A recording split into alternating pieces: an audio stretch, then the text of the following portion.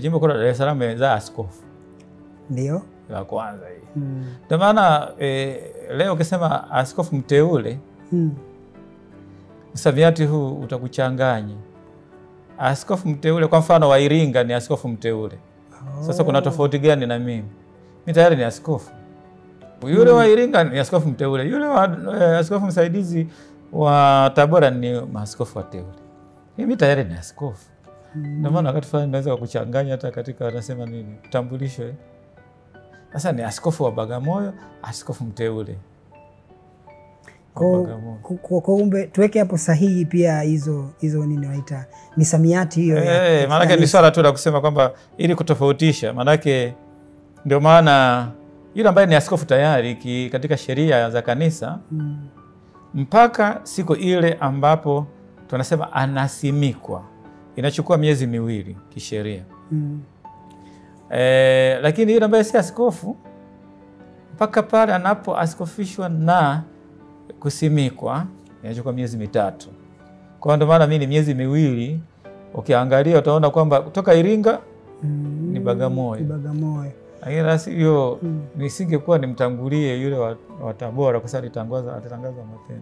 Lakini kutokana na kigezo cha miezi 2 ndio maana. Sasa hapa maana wewe katika hiyo miezi 2 sasa tunakuona kama nani? Askofu msaidizi wa Jimbo la Dar es Salaam au unabaki kuwa tu ni askofu? Sasa nikisema askofu msaidizi wa Jimbo kuu la Dar es Salaam nitakuwa nadanganya kwa sababu siku waliotangaza ni siku ile ambayo wasema kwamba toka leo utatajwa tena kwenye misa.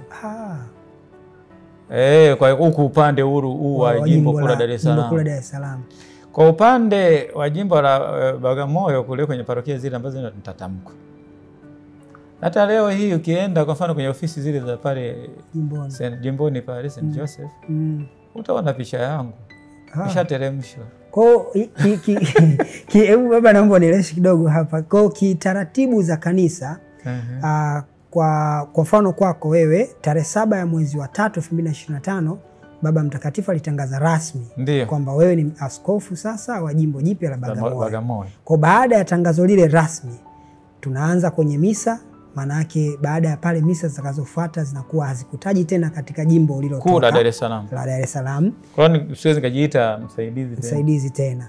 Lakini pia hata picha zilizokuwa katika maofisi ya jimbo na ofisi nyingine za taasisi za dini zinapaswa pia kushushwa.